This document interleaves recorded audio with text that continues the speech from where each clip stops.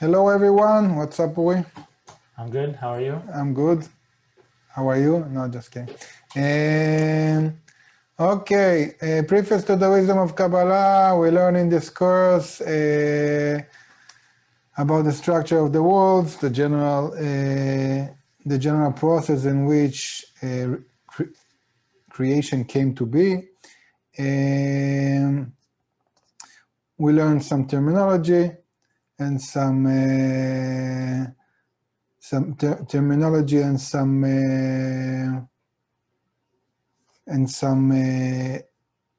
yeah, is there a better way to say language? No, like terminology, right? Like concepts and that. Okay, and also I saw this how do you say like the structure of a system? Rheology, something like that. I don't know. I think there is a concept for that also, how a system is being built, and like the components, the order of them, doesn't matter. And also, and most important, we learn how to engage in the material in order to attract the reforming light, meaning to let this material to work on us, and to like format us and build in us these internal patterns. Good. What have we talked so far? About many things, but in general, we started last time talking about the first part of the process. So if this is the general process, this part is the part that we learn about. This is the part that we're in, which is called our world, and this is the part.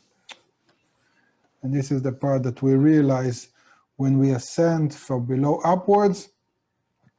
Then in this part, we started talking about the beginning. And what was in the beginning? So what we learn about this phase, so I'm zooming in here, right? Yes.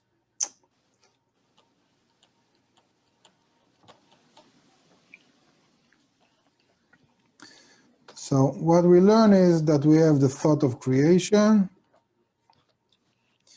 which is to give abundance to the creatures, good and benevolent, good that does good, whatever you want to call it.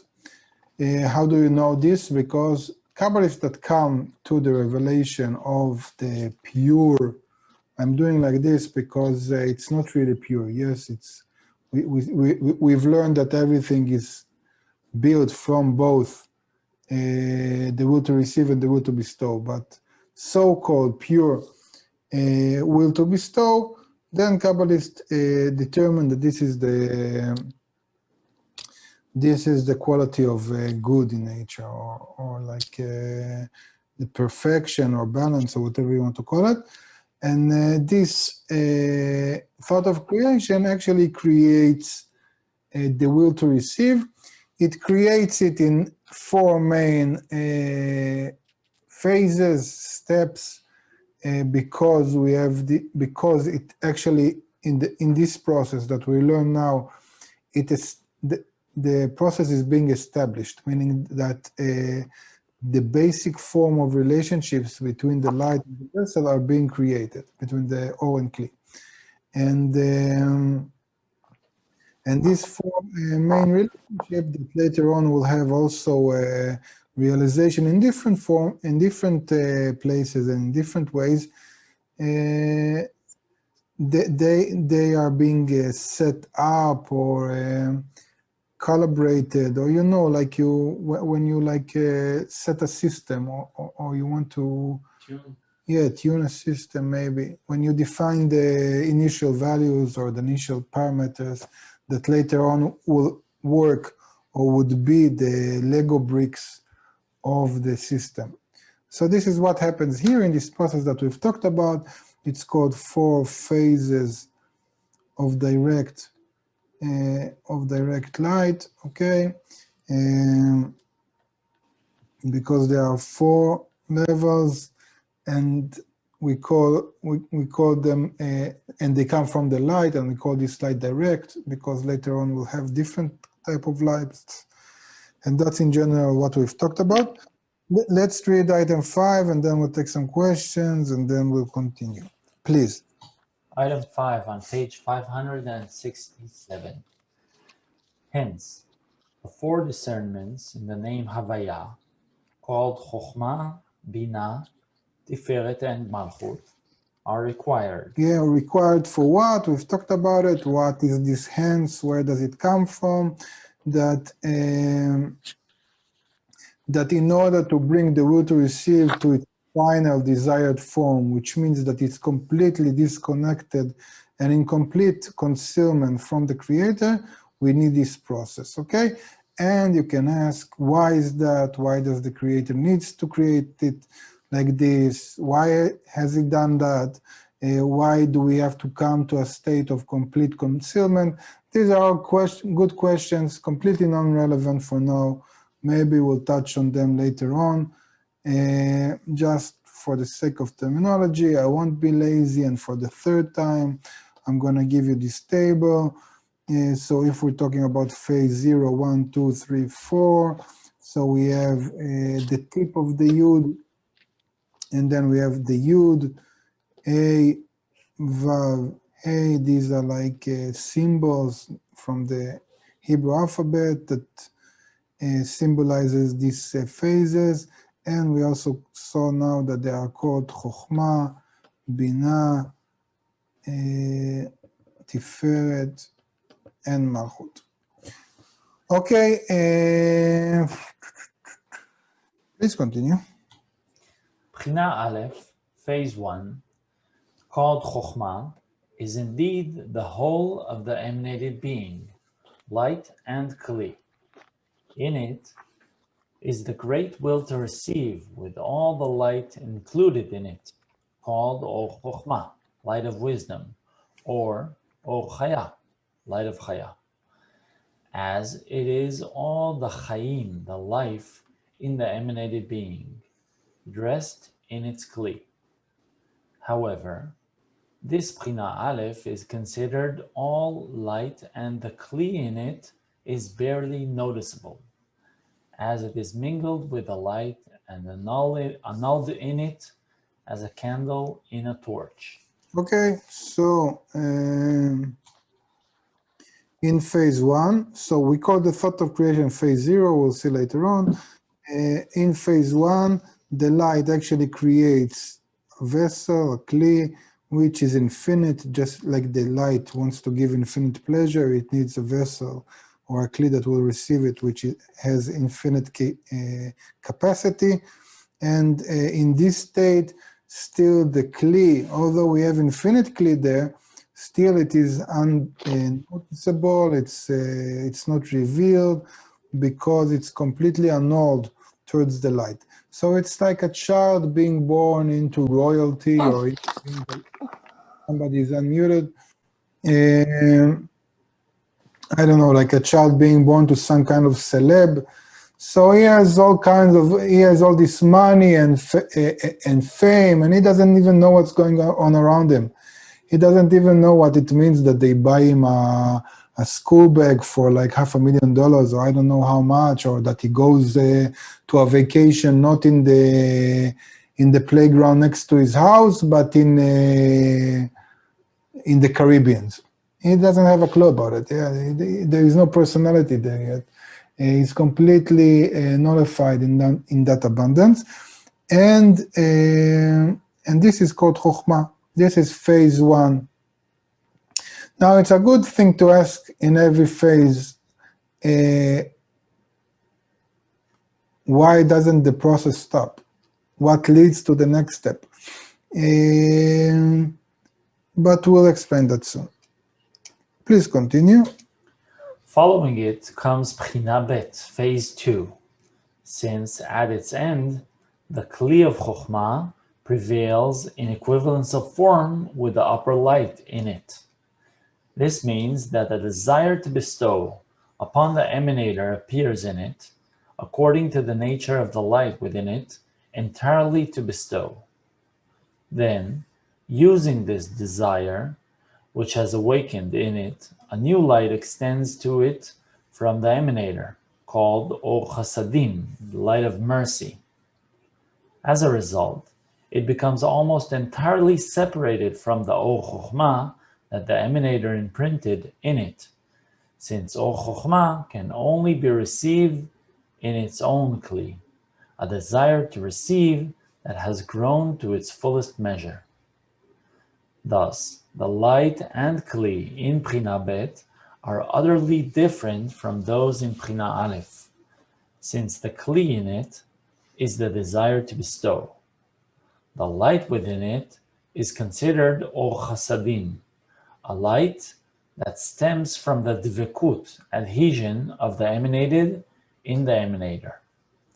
As the desire to bestow induces its equivalence of form with the emanator, and in spirituality equivalence of form is Dvekut.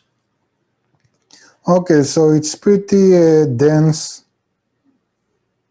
Dense, we said, about a milkshake. Dense. Okay, so thick, yeah. So this part is very thick with a lot of stuff in it. Let's reread it and try to analyze it, please. Continue? No, again, later on comes Prina Bet. From the, again. Following it? Yeah, following it. Okay, so we're this paragraph again. Page 568 from the top, almost the top. Following it comes Prina Bet, phase 2, since at its end, the Kli of Chokhmah prevails in equivalence of form with the upper light in it. This means that a desire to bestow upon the emanator appears in it. Okay, you've reached a point. That's it? You close the sentence? No. According to the nature of the light within it, entirely to bestow. Okay, sorry. Okay, so, because I'm reading from a Hebrew book, so I'm not certain according to the translation. What happens actually? So in phase 1, what we see that the Kli, this is not good, the Kli in its end, מתגבר, how did they translate מתגבר? מתגבר בהשוואת הצורה? Prevails. Okay, so he like overcomes his basic nature and he prevails in trying to be like the light. Why does he do it? Like where does this thought or ability came from? Of course it came from the light. And this is an interesting thing, that in the light that comes to it, actually there are like 2 layers of information or 2 attributes. One is the basic internal part of the light, which is just pleasure, as we've said so far, that the light just feels the Kli. And the second is something more sophisticated. It's the quality of the light, meaning that the light brings the attribute of the giver. And this makes the Kli think, you know what, maybe there is more pleasure. Still, of course, everything is about pleasure or pain. We are will to receive. But maybe there is more pleasure in being like the light. Not feeling ourselves from the light, but being like the light.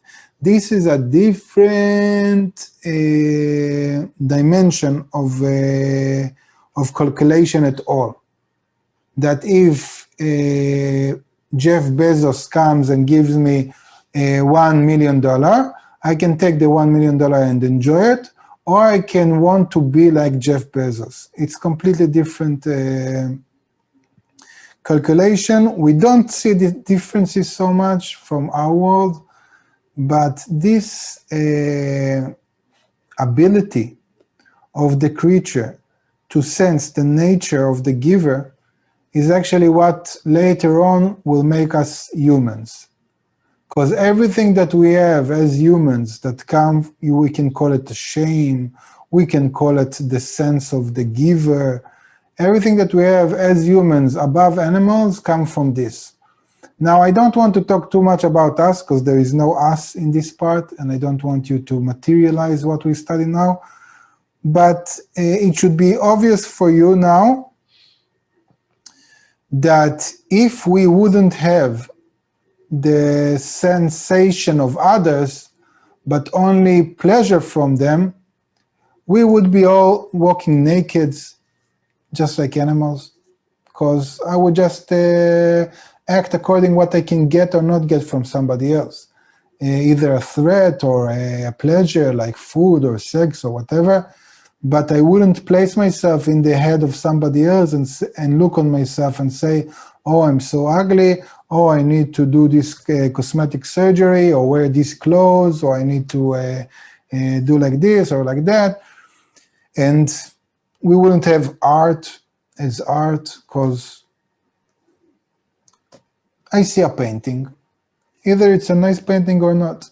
Why do I care that this painting was painted by this guy or this woman from this century or whatever, and I'm willing to pay millions of dollars up for that? And if I reveal that actually it wasn't done by this guy, but by another guy, the same painting, nothing changes. It's the same trees, same houses, same everything. It looks the same in my living room, same.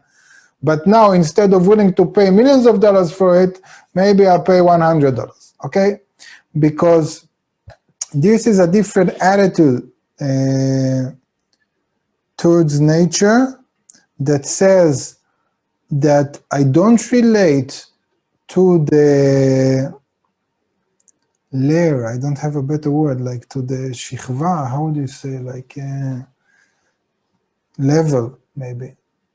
I don't relate to the level of pleasure and pain, but I relate also already to something higher, some kind of sense of other. And if there is an other, if there is somebody other, then there is me. There is a definition of self. If I would be an animal, I wouldn't care who will give me $1,000. But if I'm a human and I get this $1,000 from my ex-wife that I hate, or from her new husband, this is already humiliating. Why is that? It's the same $1,000. Or if I get it from Trump, if I don't like him, or from Biden, if I don't like him, then it's a completely $1,000. But why is that? It's the same $1,000. It's so imprinted in us that the same $1,000 can actually cause us either pain or pleasure, depends who it comes from. All the gift industry is built on the fact that you get stuff which are useless, but because they come from somebody important, then you appreciate that, but they're useless. I wouldn't put this stuff in my house, but if somebody brings it, I need to be and say hello and blah, blah, blah. Sorry, not hello, but thank you and be nice. But this is like garbage. Why do you bring me this? I don't need it. I have this problem with my mother-in-law. So she lives in Germany. So because she lives in Germany, she always needs to send stuff. So for the kids, she sends stuff, it's nice, but every time I need to say, what do I want? And I don't want anything. If I want something, I go and buy it. I'm not waiting for somebody in Germany to send it over.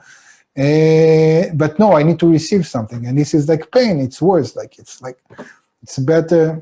So I need to find stuff that I don't actually need, or I half need, and tell her to send it over. And I know that half of it won't be my taste, and I'd rather buy it myself, and I don't need this, so it really complicates our life, okay? That was outside of the explanation, just to give you a sense that there is something important here, okay?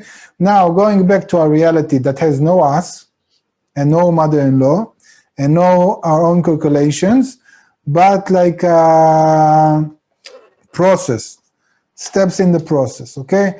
So what happens here is that beside of the quality of the pleasure in the light, it also, אנה, אנחנו צריכים לראות את הסרטוט.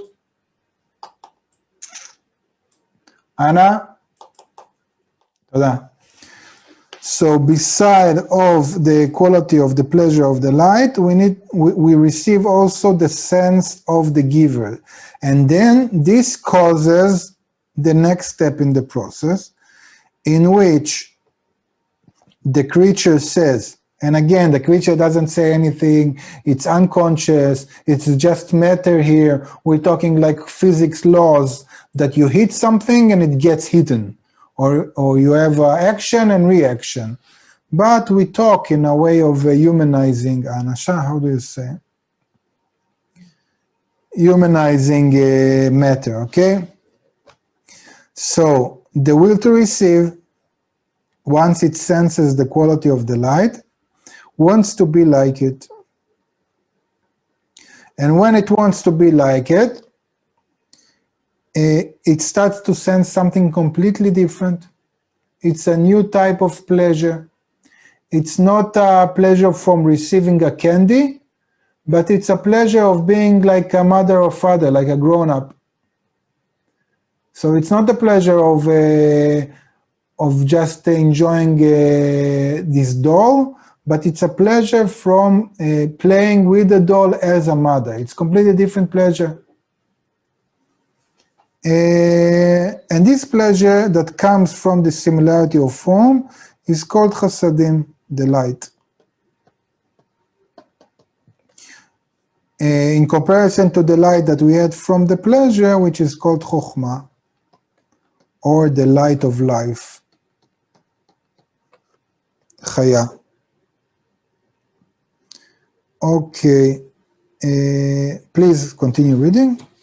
Then, using this desire, which has awakened in it, a new light extends to it from the emanator. Okay, because if you don't have if you don't have a different kli, you don't sense anything in the light. You don't sense anything because you don't have a kli for that. If I would have been brought up in the jungle, not, I guess, in being politically correct, I need to say that I don't want to hurt anybody that here from the jungle. It's just an example, it's a way of speech. But if I would have been brought up in the jungle, I wouldn't care if I would go with clothes or not, okay? Or maybe I would just enjoy either having food or not, shelter or not. But I wouldn't think about, I want to be like this guy, I want to be like that guy, I'm envying them. I just want my basic needs. And we have people like that in humanity all around us. If I get my beer and my beach and my sun and ability to sleep, that's it. I don't want anything. Like, I don't care about the rest, like I don't even need the beach. You know what? I don't need to be in this famous beach or that beach. I can sit in my garden. I don't even need a garden of my own. I can sit under a tree as long as I have the beer. Okay, so it really determines. And there are people who say, you know what? If you sit in your garden because there is a curfew, it's not the same beer as you drink the beer in this famous beach that everybody go to. And if I haven't been to this beach this year, it really humiliates me. Like this, how can you call this life? What, you call yourself a human being? Haven't you been this year to this beach? Okay? Okay, you need to remind me about this politically correct. In Israel, we're just not sensitive for that. It's like, really, I registered my younger son to this Scratch. You know what Scratch? It's like a site with a program that they learn to program, okay? So he's like fourth grade. So you register, and you can register children there in first grade, okay? So you enter the name, the year of birth, and then you have gender. And in gender, you have male, female, bisexual, other, blank. You can enter blank. This is like, it's like first grade. So in Israel, we don't have it, so we apologize that we're not sensitive for that. If you have this sensitivity, we don't mean harm, we just live in a different cosmos in that relations, okay? So we apologize in advance. Because it's a problem, We're Israelis, we're unsensitive by culture, then add to that the fact that we're studying Kabbalah, so we have a greater ego, so we're more unsensitive and a bit autistic, and add to that we don't have this politeness of the Americans, and it's really like it's a really good foundation for a lot of lawsuits. So don't get offended. We're not aimed to offend anybody. We're okay with everybody. We try to connect. We apologize for everything is in us. Nothing is in you. Please continue. We're going back to the beginning of this sentence. Then, using this desire, which has awakened in it, a new light extends to it from the emanator, called Or Chasadim, the light of mercy.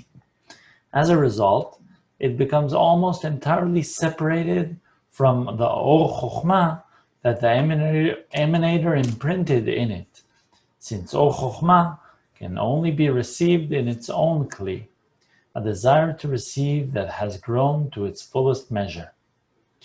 Thus, the light and Kli in Bchina Bet are utterly different from those in Bchina Aleph, since the Kli in it is the desire to bestow. The light within it is considered Or Chasadim, a light that stems from the dvikut, adhesion, of the emanator in the emanator. Just a second. And this is very important because once you have a different Kli, you receive a completely different light in the same reality, because the light doesn't change. It's already now around us, infinite. But we perceive it according to the Kli we have.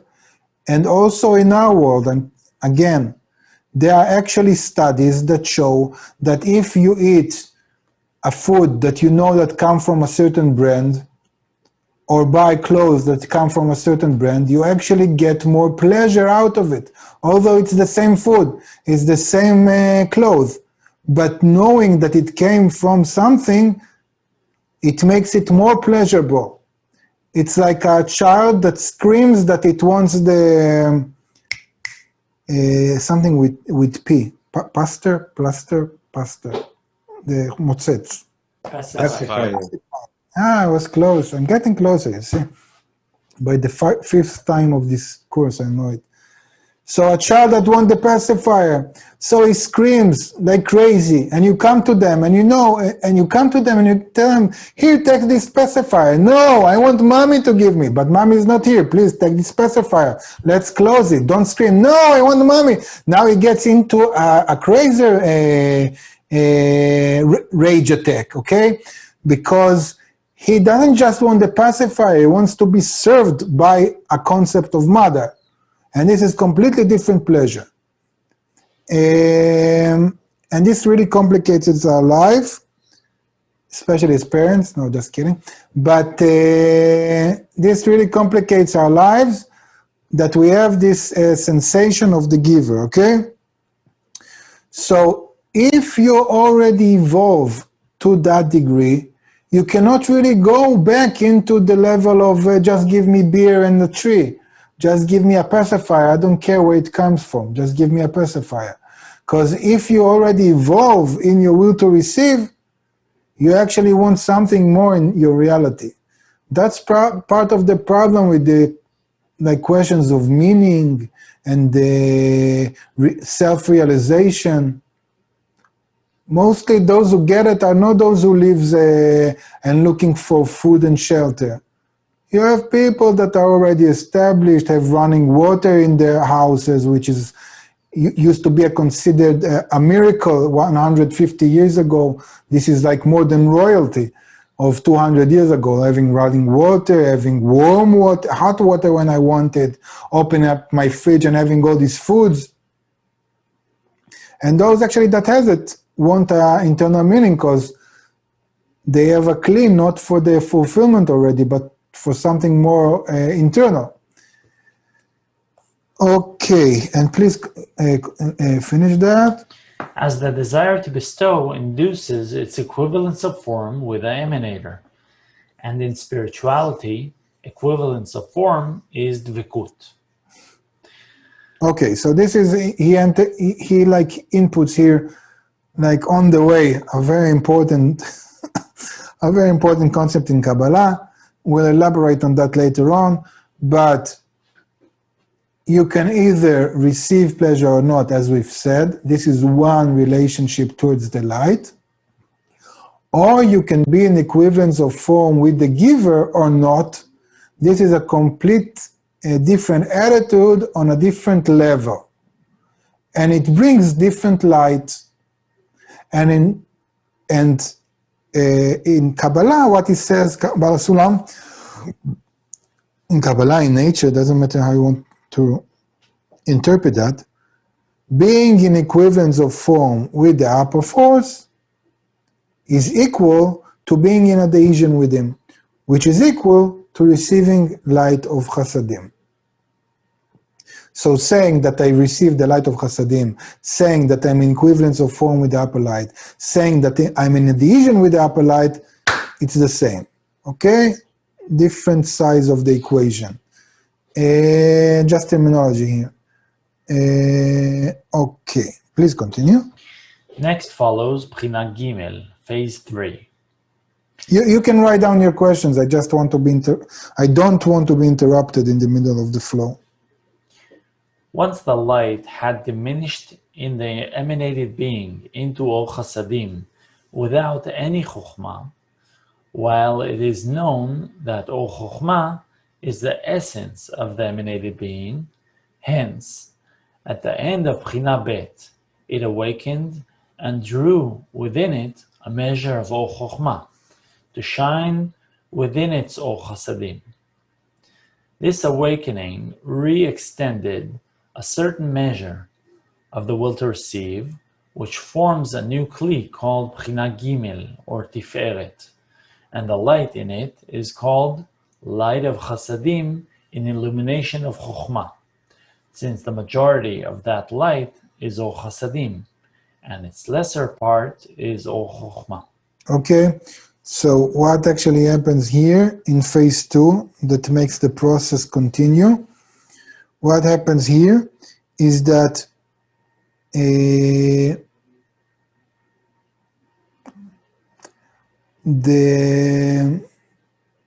creature reveals that unlike the creator, it is not a source of pleasure. It is not like a factory that creates light. And that it can only give pleasure by receiving that.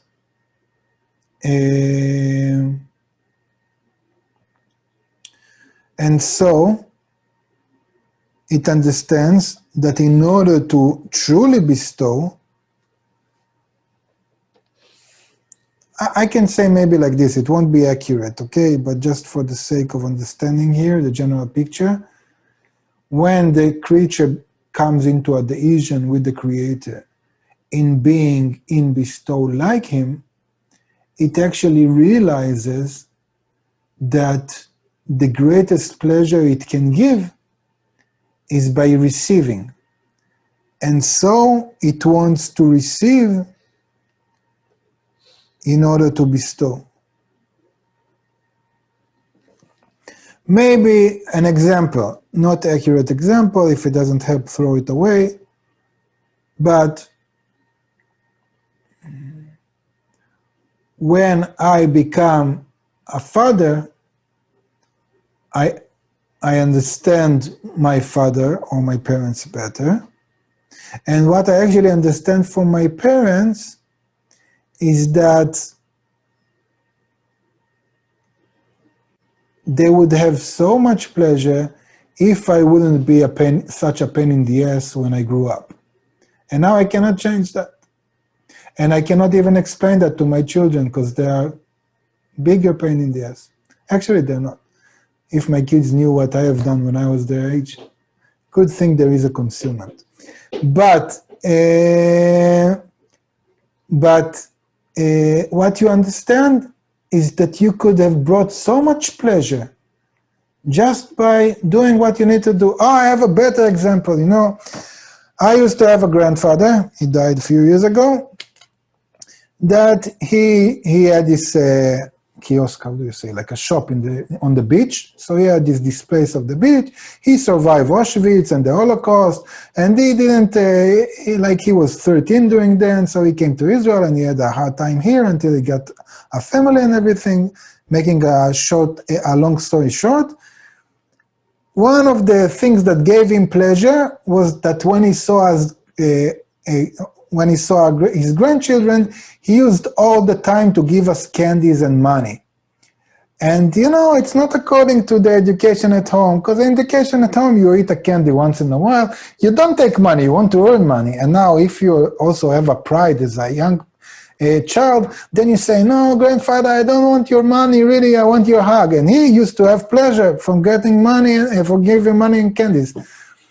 And looking back, I would have taken much more money and candies from him, because that would make him more pleasure. But I was stupid, pain in the ass bastard, I cannot say that, right?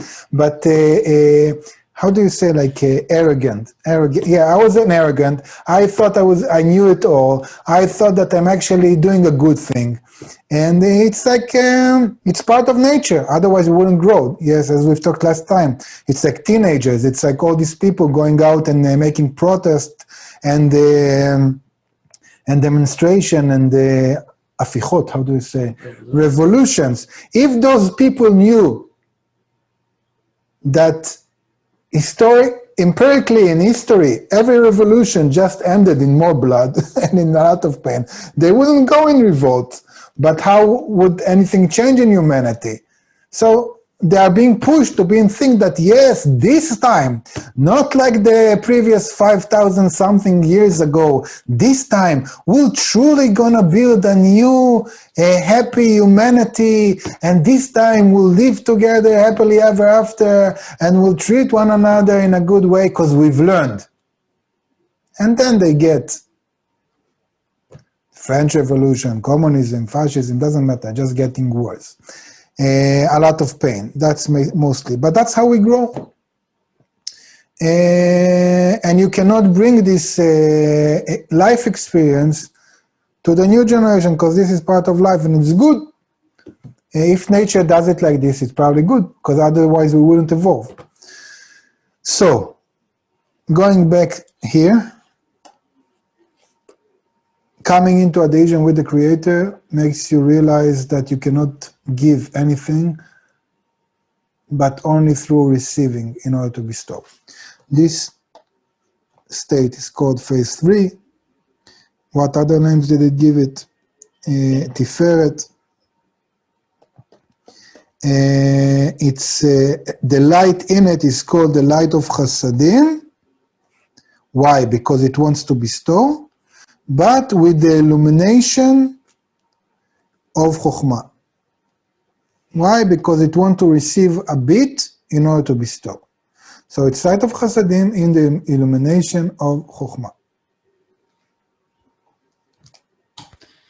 Following it came Bchinat Daled, phase 4, since the Kli of Bchinat Gimel, too, awakened at its end to draw the complete Or Chokhmah, as it occurred in Bchinat Aleph.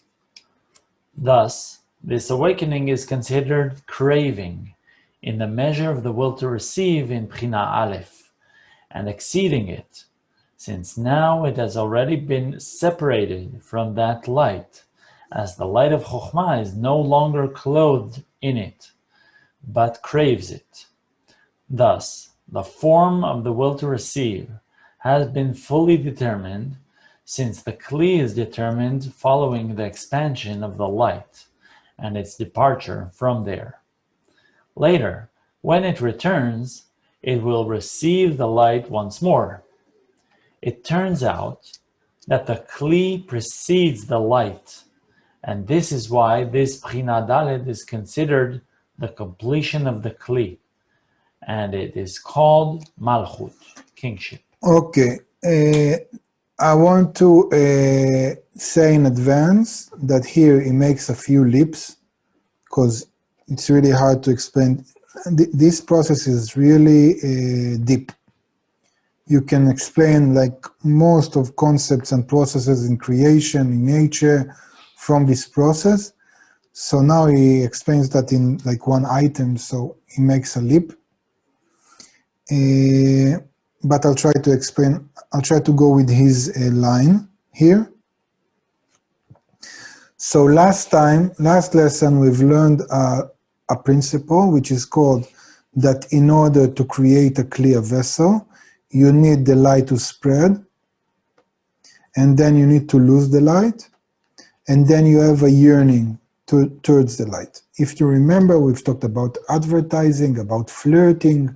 We've said that in order to create a desire, you need to give pleasure, take it away, and then there is a desire for that pleasure.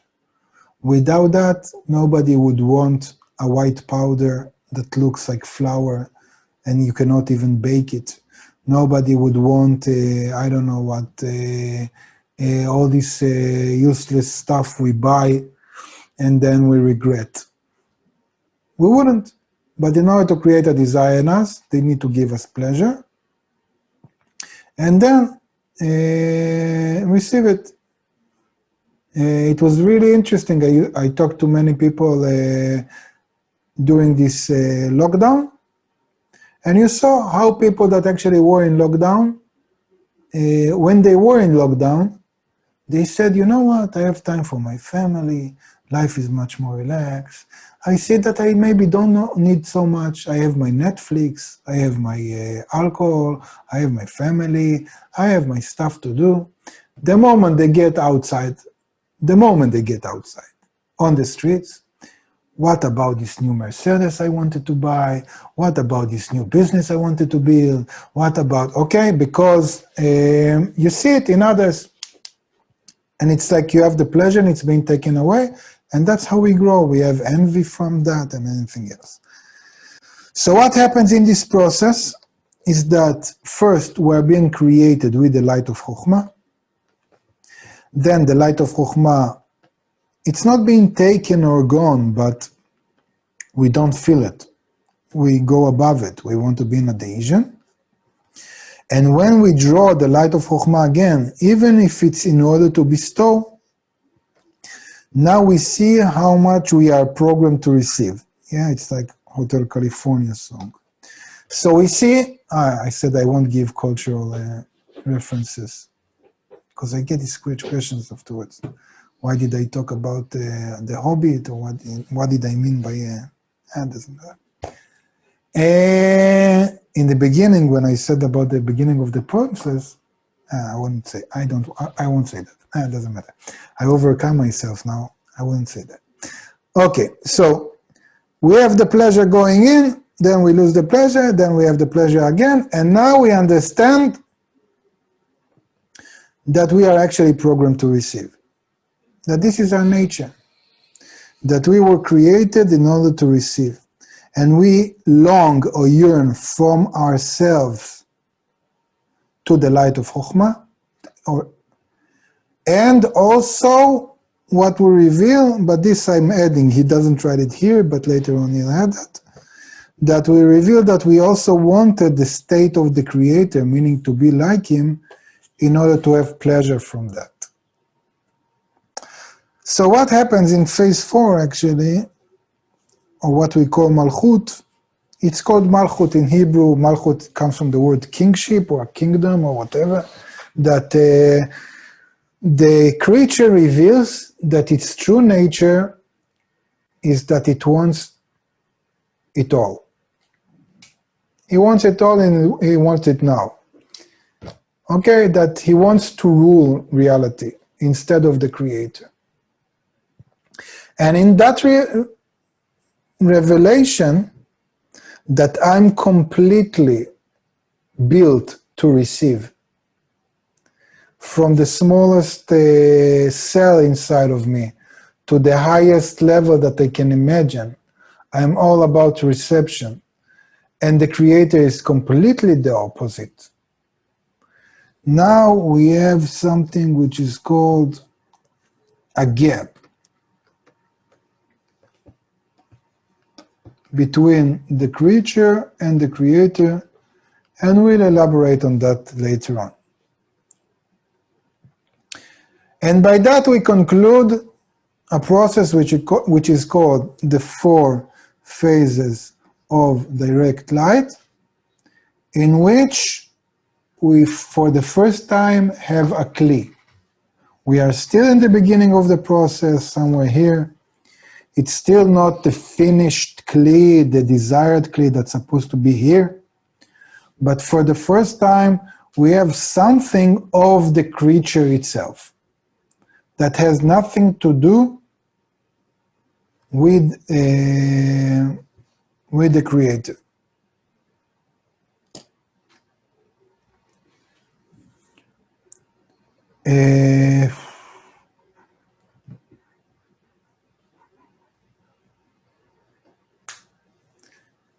Continuing my grandfather's example, maybe, that if here I just received candies or money, and here I wanted to work for that, and I wouldn't receive, didn't want to be on the receiver side, and here I understand that by receiving from my grandfather, I actually give him pleasure. Here I reveal that truly, honestly, I don't care about my grandfather. I just want the candies and the money. And if it would be an ATM giving that, whatever. If I need to replace the grandfather, whatever. So this is like a pretty brutal understanding that I have nothing besides reception. This is really a cruel understanding. I cannot say, like it's not nice. Like when you reveal that, it's like coming to your mother, knowing in all of your deepest feeling how your mother was always there for you, and like this complete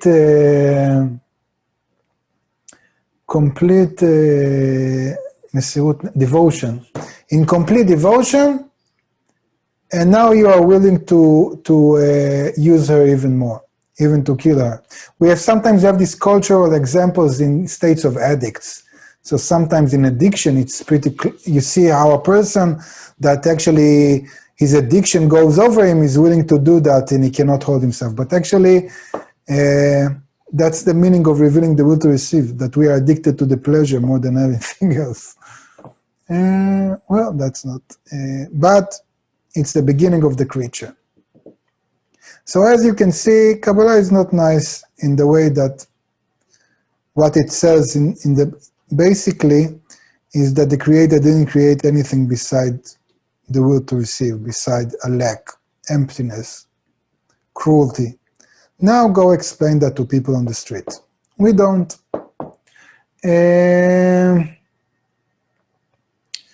Questions about what we've talked. This is very fundamental part. As I've said, we'll go back to it many times over in the future. You'll learn it in different levels, because there is like a lot in this process. Do we have questions? Yes, Teddy asked, in phase 4, what does the sentence, the Kli precedes the light mean? Precedes, meaning it's before the light, yeah. That first I have a Kli, then I have the light. Again, this changes all of our reality. It's completely different if I was born to royalty or if I attained royalty on my own. It's completely different if I was giving some kind of pleasure that fell from the skies on me, winning the lottery, or having this wonderful woman fall in love with me, or if I wanted it beforehand and received it. It's completely different states, even if it's so-called the same thing.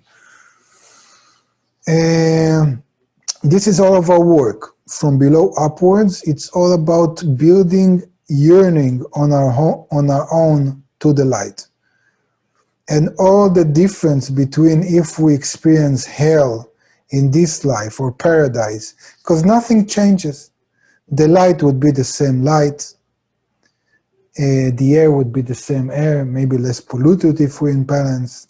The politics would be the same politics, the human nature would be the same human nature, but we can experience either hell or paradise depending on the fact if we've built a yearning to that or not. What's the greatest pleasure of a sick person? ask a sick, crippled person or something. He would tell you that now with the COVID-19 you can find many. They will tell you that there is nothing more important than health. If he would just not experience pain, if we would just sleep one night completely, if we would just be able to move, to walk, to cook, to experience life, he wouldn't want anything beside that. He would be completely happy. He would pay like all the money in the world for that. Take a healthy person. Ask him how much pleasure does he get from his health. Okay, so I'm healthy. That's obvious, you know. Why wouldn't I? I deserve to sleep a whole night completely. I deserve to not feel pain. I deserve to do all this activity. It's pretty obvious. Like, what do we want? Now I want more than that. So, c'est la vie, as we French people, me and Simon, say. It's like, it's like,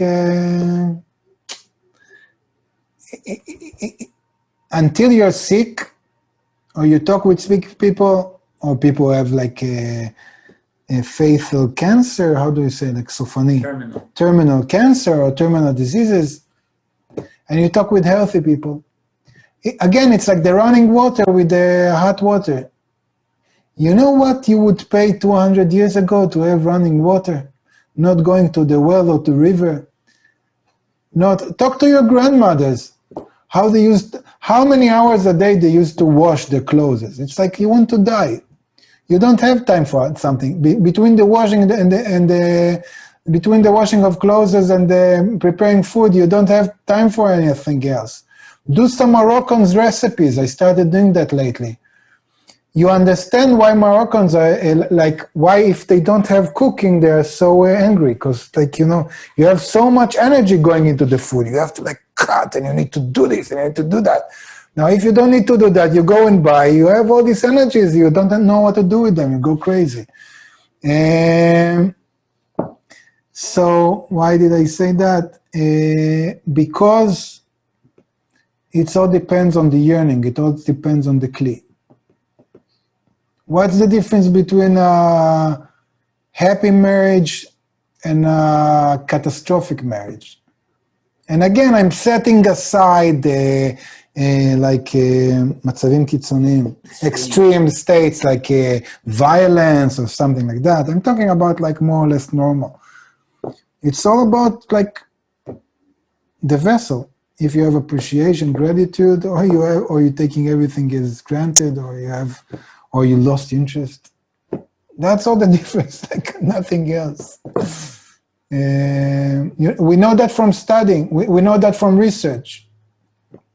We know from research that there isn't a lot of differences in happiness in people that were set up as a couple, or people that actually chose their spouse and their prince on the white horse after 10 years in Tinder or 10,000 relationship. There is no, in the end, after 7 years, 5 years, the happiness levels are more the same. Moreover, we see that actually people don't move too much from the range of happiness. So it's pretty either genetic or it has to do with the life habits. But even if you win the lottery or you get into a car accident, you go back to more or less your range of happiness. I'm talking corporality here, like materialistic psychology completely, not spirituality here. Why do I give all these examples? Just to say that it has everything to do with your kli, with your internal desire.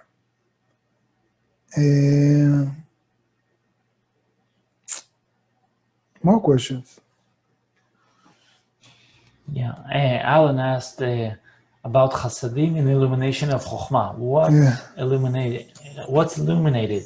The light or the kli? No. Illumination of Chokhmah, he wants to say, you know, just like when they tell you to, like you have this huge mass of meat and they tell you add like a spoon of salt. Okay, so it's like illumination. It means like a small degree. In recipes in Israel, when it's written as a spoon of salt, you just put as much as you feel. If you ask Israelis how they cook, I just put this like that. That's why I have a son. One of my sons is like, he likes everything. He doesn't eat the beans if they're not separated from the rice. He's like all into like mathematics. And so when he found out, and he likes to cook, when he found out that Americans actually has this set of spoons, and there is actually a definition, what is a spoon? And you have this set of plastics. You know this? Yeah. He was in paradise. He was going, what? I can't believe. It's so nice. Like the recipe says a spoon and you can measure it. Doesn't matter. Anyway, everyone and his own problem, and everybody and their own problems. Why did I say that about the spoons? Illumination, yeah. So I just want to say that, again, it's not a matter of quantity. The light doesn't change. It's the same light. But you determine if you see in it the light of Chokhmah or the light of Chasadim or the light of Chasadim or illumination of Chokhmah according to your vessel.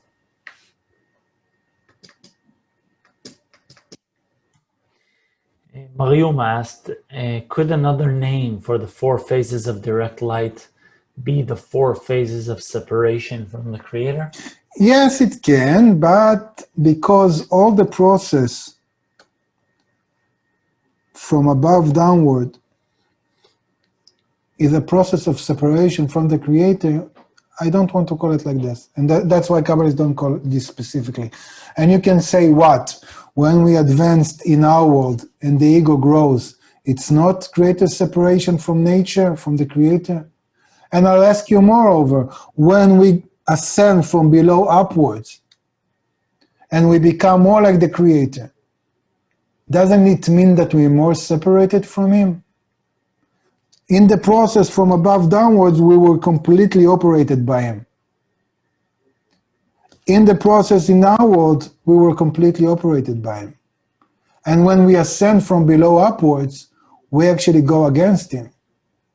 We go against the will to receive that is created.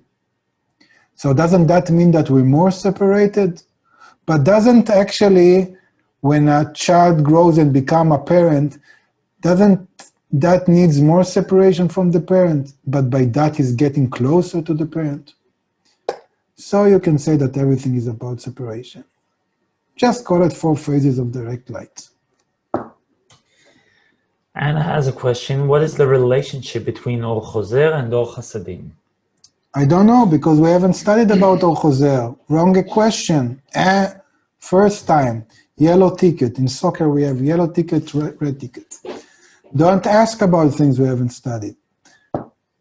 Okay, Robert has a question. Are we, as adult humans, all in phase 4? Another wrong question.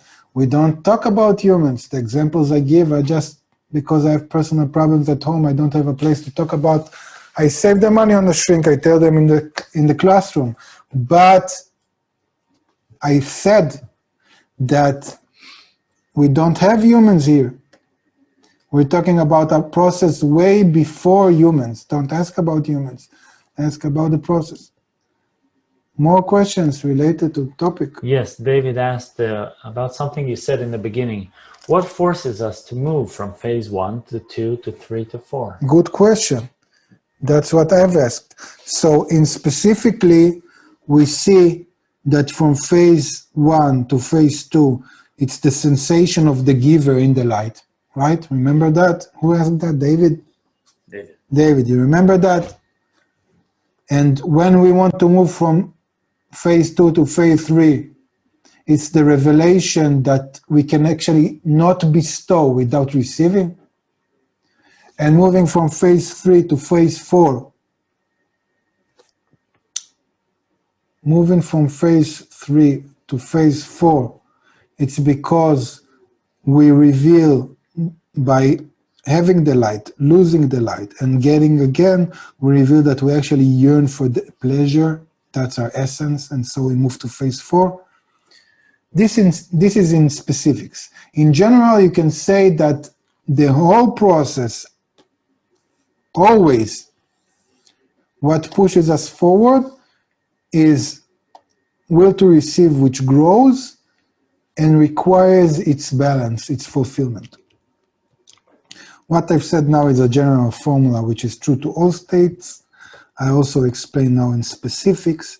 It's very important, this question, because the most delicate states are states of transition.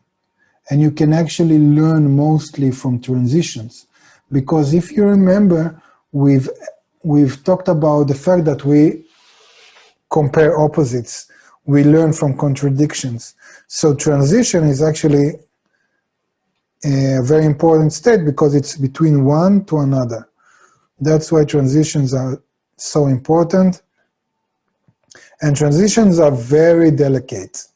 It's the hardest because they require change. We have many, many examples to that. Also, when we'll talk about the breaking, you'll see that. In Judaism, we have a lot of traditions about transitions, which are very, you can learn a lot about it. Because I'll give you an example which is like not religious, that you can actually understand. Living in Israel, you live in Israel, you know how it is to live in Israel, you know the politics, you know how you buy groceries, how you get money, you know. Living in the States, you know how you live in the States. But doing the migration is very hard. It's one of the most traumatic states, any migration, because you need to actually make a change, okay? Also, because also our nature is about getting used to stuff, so also being married, so you're married. Being a single, you're single, you get used to that. Everybody's more or less okay with being what they are. But the transitions are very hard, okay? So transitions are very hard and very delicate, especially in spirituality, because if you mess up, wow, I'm so proud. I came up with a nice word, you see, mess up. I didn't need to go to like words I cannot say. If you mess up a transition, it can really ruin everything, just like in pregnancy, in birth. It's really delicate. Also in life, think about even your annual calendar. It has like more intense times, which are usually times of transitions. But when you're in the state, you're like cruising, you know, like a cruise control. You're like, so it requires less energy, less effort, less tense. That's why our times are so, that's why in this period of time, for example, you have so many people have this anxiety problem, need pills, cannot deal with this uncertainty, because everything is about transition. Like you're always in a state of transition. So you don't have this cruise control. So people are like, I got used to this. In the morning it's like this, I go to sleep, it's like that. It's like, and if you're not used to these transitions, it's really hard. Hey Ron, I have a question. Yes, James. First, it's really good to see you, and you are really improving when it comes down to communicating the language barrier. You're doing excellent. Okay. Thank you, James. You see, something good came out of these lessons. My English improved. I just want to say about James, I've met him in the convention when I flew to the retreat, right, KBU retreat. And it was a few years like I haven't been to the States. And then the students pressed that I should come to the state to see them. So I went to the state, and it was a good trip. And I met James, and James, I think it was like, you were a beginner, right? We talked outside on the balcony, I remember. He told me, you know, I started watching this Kabbalah, and I got into KBU, I saw this retreat. I took the car from New Jersey. No, where was that? I don't remember exactly. And he just like drove all the way there. And yeah, it was nice. Okay, thank you very much. I want to get to the lesson. Thank you. Thank you. You. So the fourth phase of direct light, you showed us on the diagram a little delta sign. Are you going to talk about the delta? Yeah, later on. Okay, that's it. Okay. More questions? Aaron, yes, I have a question. Please. So you have, in these four phases, you're just still getting the light of Chokhmah and the light of Hasidim. Where does this brutal quality come into play that becomes alive in Malchut? I don't understand Again, how where is the what quality? Say brutal, again, the what? the brutal, that mean, The brutal heavy. quality, like the quality of the what to receive, the Malchut. It is being revealed in the Malchut. You reveal how your nature is completely opposite to the Creator. I cannot explain the sensation, but I don't know, like it's like... Because it's only getting the same light. So where does it Light pick now up? is the same. Also now we always get the same light. What's the difference? The light never changed and won't change ever. It's only Exactly. changes. So I'm saying it's only changes in our kli, meaning in our perception, that makes us see reality different. Where did we learn to be so brutal? Where did that come No. from? Again, this is not us yet. This is the will to receive. And the will to receive was what you call brutal. Brutal is maybe not a correct word because I don't like to use words that are not in the scripts. And no, but they talk about brutality, but in a different aspect. The moment the light created the will to receive, everything was there. Just reality unfolds. And we reveal that we are like this. You know, it's like very similar to people who start to study Kabbalah, and then after the first euphoria of the second year, I don't remember already how long it takes. It takes like 1 to 5 years, let's say, when the euphoria leaves, and then people start to feel, you know what? Since I've started studying Kabbalah, I became more egoistic. I was a nice guy. I used to help people. I used to donate money. I used to smile to people. I maybe I wasn't this, I didn't walk in the street and offered free hugs, but I was, you know, people are nice. And since I started studying Kabbalah, now I got so more egoistic. I hate people. Let them all burn. What do I care, you know? I don't care like about everyone. Like, it's not that I hate them, but I really don't care about them. Who needs them? I don't understand why the creator didn't create it. Me, rabbits, certain kind of apple trees, and that's it. You know, who needs all this mess? Like all these Chinese, Americans, South Americans, all this mess, just polluting the earth, making problems. Earth is much nicer when you go around having no people. But the point is, it's not that you weren't like that. You just didn't recognize that. And by moving forward, you actually change and you learn that about yourself. But it's not that something came out of nowhere. Everything is inside of you. It's just unfolding. So... So didn't it have to be in the light? That's where we're getting everything from, isn't it? That quality? No, separate no, you just said something which is not accurate. Separate the fact that everything comes from the light to the revelation of what the kli is. So of course that the light reveals everything, but it doesn't mean that the light necessarily has that. But sometimes it's on the contrary. Think about it. You can come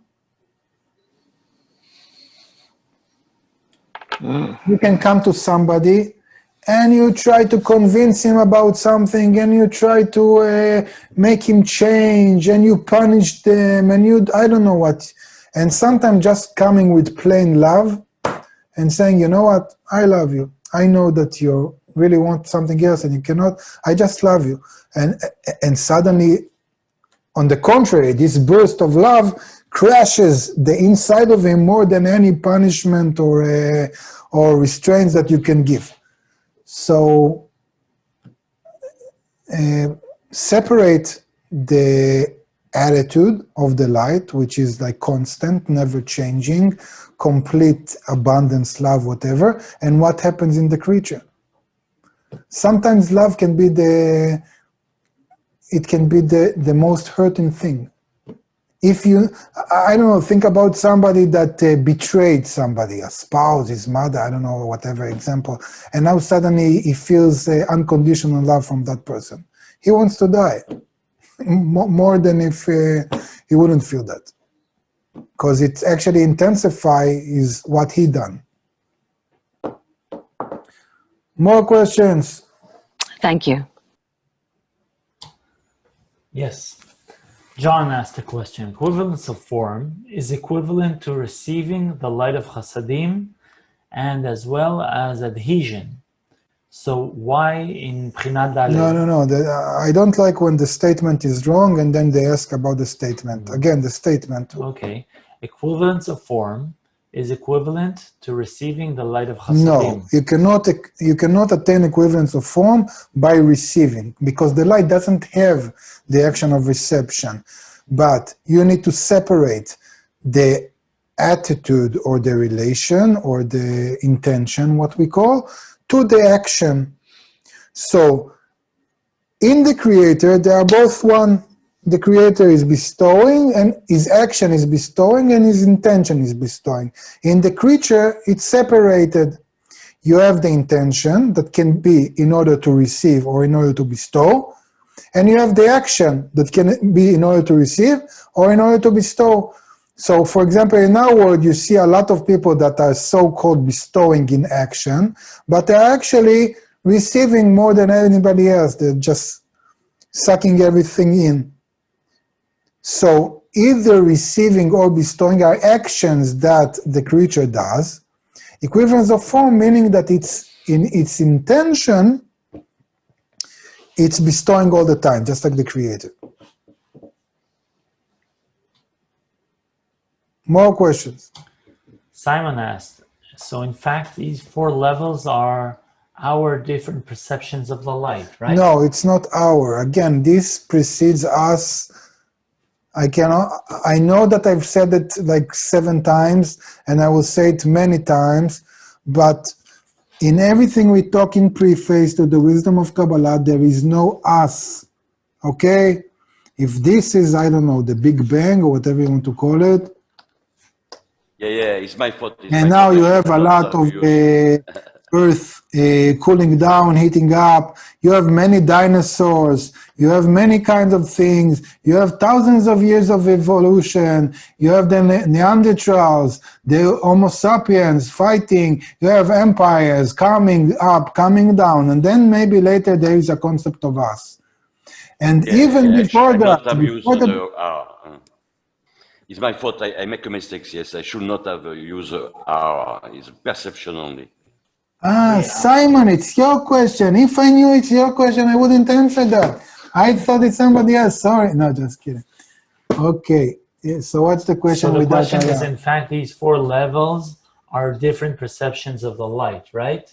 These 4 levels, as I've said, are 4 basic relationships between the light and the Kli.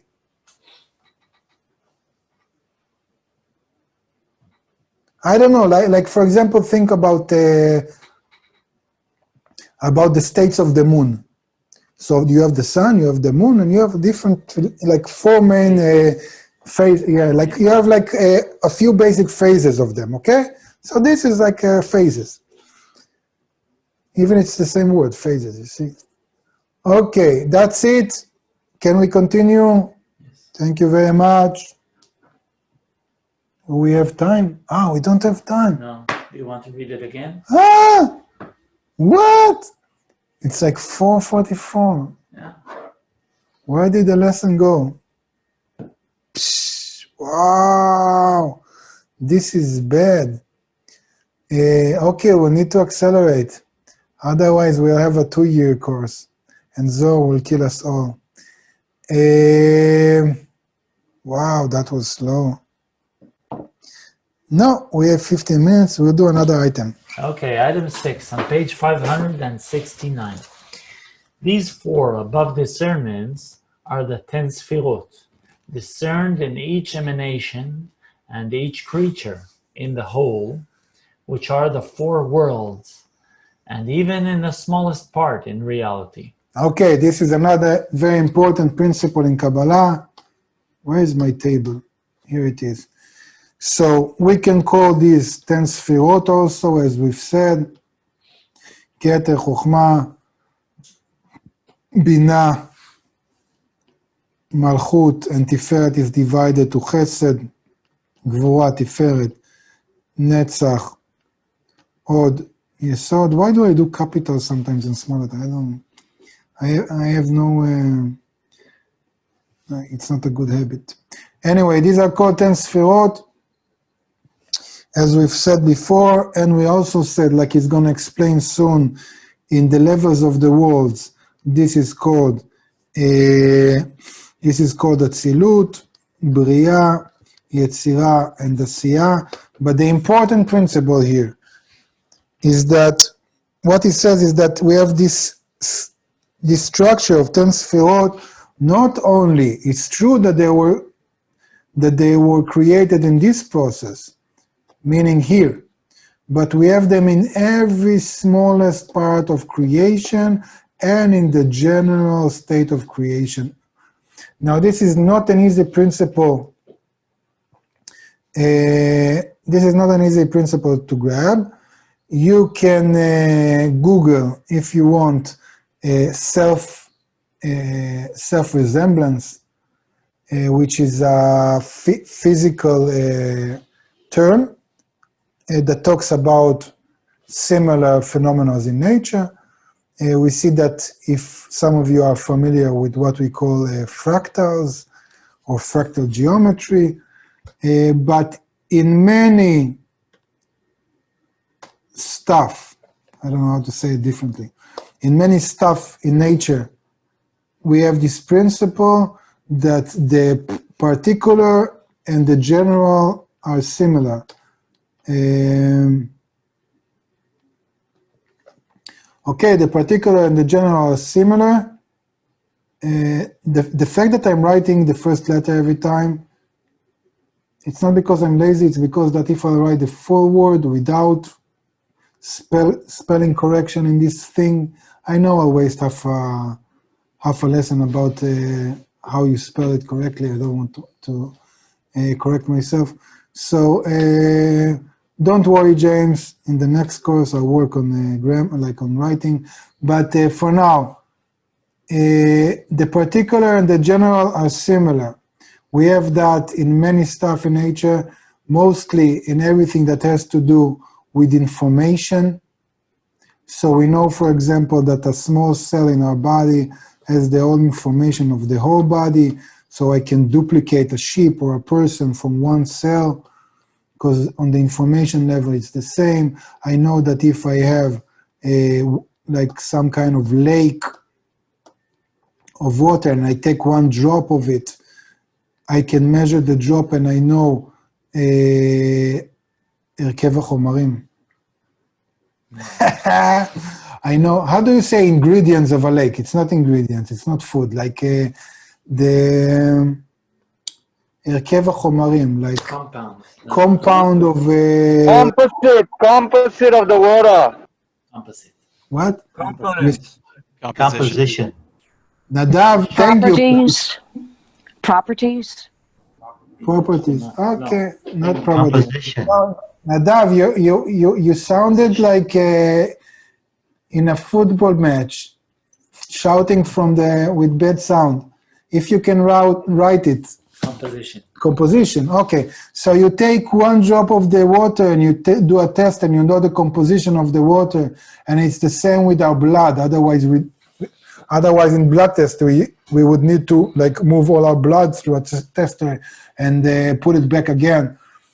So this is on the level of information mostly, but also, as I said, on fractal geometry, if you want. So there are certain shapes in nature that you have that also in visual. So you have a similarity between a broccoli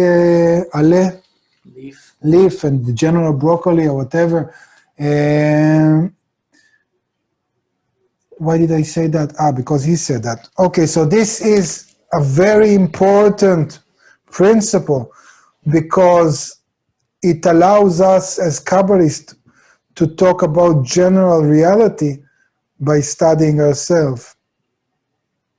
And because you can ask, how does Rabash or Baal Sulam or previous Kabbalists that never get out of their cave or never learned all the wisdoms of nature or physics or whatever, how can they talk about reality? Because you have all of reality inside of you. So once you open it up and you investigate that, you know about the general reality because it's the same composition or it's the same structure. Okay? Because we are like one cell of reality. Okay, so that, and that's also true for tens. So by working in a 10, which is like a small model of humanity, I actually change my attitude later on towards all of humanity. And I don't need to practice with all of humanity or with 1,000 people. I can just work in a 10. So this principle is very, very important. Later on we'll see that. But now let's continue reading. Let's do from the beginning. From the beginning. Item 6. These 4 above discernments are the 10 sfirot, discerned in each emanation and each creature, in the whole, which are the 4 worlds, and even in the smallest part in reality. Okay, I would say also, for those of you, again, who are familiar with the concept, one of the things that allow nature to be so efficient and so wise and still very energy efficient is this fact that you have this similarity of forming the information together with another process which is called recursion, meaning like recursive action. And this is also true for computer science, if you're familiar with that. But the fact that you have the same information and very basic actions with a lot of repetition creates very sophisticated forms. This is something which is hard to understand. You attain the creator by performing very basic actions that Kabbalists talk about. You just need to repeat them a lot. This is one of the hardest things for children and also for grown-ups. You know, it's like in learning mathematics. So it's not good to be too smart. Because if you're too smart, you're doing everything in your head, or you're saying, you know, I understood that. And if you're not too smart, you just do it again and again and again and again. And that's it. You know, there is this famous guy from this Hungarian teacher that had 3 daughters. You know, he's a famous guy. You know him? He had this paradigm that he thought that you can teach a child most of what he needs when he's very small. So he took his 3 daughters, and because he was a chess teacher, he taught them chess. And he said, you know, it doesn't matter what you teach your child, just do it 4 hours a day, 5 hours a day. And now his 3 daughters are like they are like the masters of the whole chess world. Like his older girl, no, this younger girl didn't even want to participate in. Sometimes they have these tournaments for females and males, and she said, "I'm doing the regular one. I'm not doing the females one."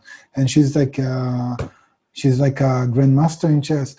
So, and it's true. It's like most of the things in life, you don't need a lot of talent. Or you know, if you saw the Jordan movie or whatever, or the Bryant movie or whatever, it's like it's mostly about like hard work of like repetition of very basic action. This is like nature. This is nature. It's like thousands of years of repetition of the same basic actions. And from that, you have the most beautiful, sophisticated, advanced forms of nature. From this, and it comes from the fact that that it's the same information in the basic unit that also it's on the higher level. Well, you see, I see that the universe doesn't let us finish this item. Okay, I got the hint.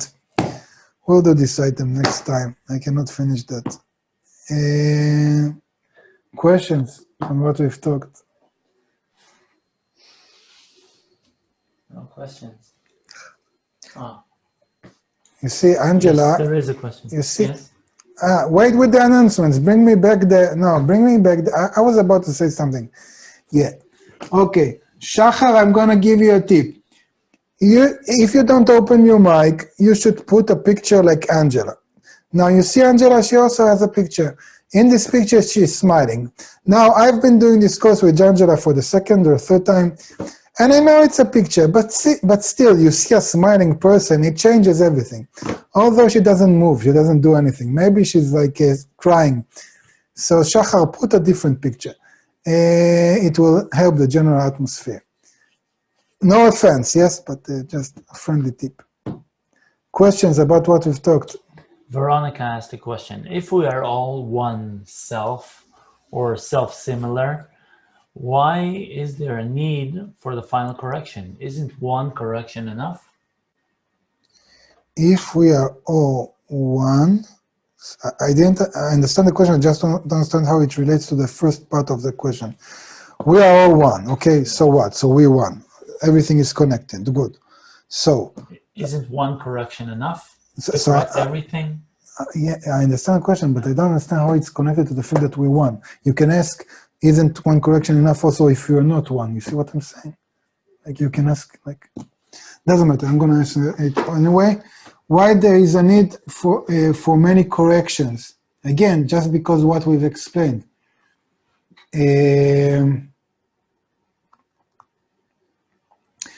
The repetition creates richness, and the richness enhances our attainment in the Creator.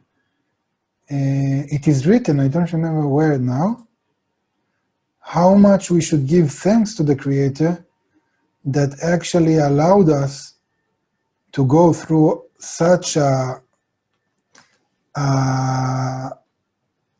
long process in which we can attain different aspects of Him. So actually the quantity is for our advantage because we have more shades of the Creator. It enhances our attainment. This is one explanation. Another more simple explanation would be that because we are so opposite to the Creator, we need to digest the correction in very small bites. I refer you to the allegory of Bala Sulam about the king that wanted to move his treasure from one country to another, and everybody there were thieves. So he had to divide it to to pennies, that it won't be worthwhile stealing a penny. And by that, he moved the whole treasure. Can somebody write what letter of Bala Sulam it's from? I forgot. Just Google the king and the kingdom and the Bala Sulam and see, and give a link to everybody. More questions? No. No, okay. Now we can do announcement, Linda.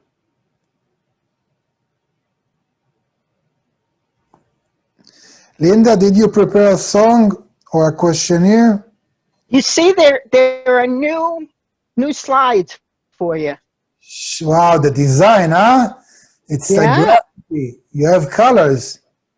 Zohar. People will stay. Good. Please, I won't interrupt. I'm sorry. Next on the grad environment, Thursday grad lesson with Mike, Sunday meeting with friends, followed by young groups. If you have any questions, write to us at kabugrad@gmail.com. And we welcome all our new points in the heart that have recently joined the grad environment. Feel free to reach out to us with any questions you may have at kabugrad@gmail.com. Ah, we have new people? We have new people? Ah, yes? New young group starting soon. No, in this lesson we had new people or not? Oh, I don't know if there's any new ones here. Ah, because we didn't do the disclaimer. Anybody here for the first time? No, if you lasted to the end of the lesson, then you're not new. Okay, remind me next time to ask. My condolences. What? Mariam is new. Ah, you're new. Psh, and you lasted. Nice. Ask Linda. We're sending ice cream to everybody who passed the first lesson. If you do the whole course, you're getting I don't know what. Whatever. Okay, that's it. I guess it's time to wrap it up. Good to see you people. See you next time. Take care. Bye-bye. Bye. Thank you. Thank you, Ram. Bye, thank you, brother. Dana. Bye, friends. Friends.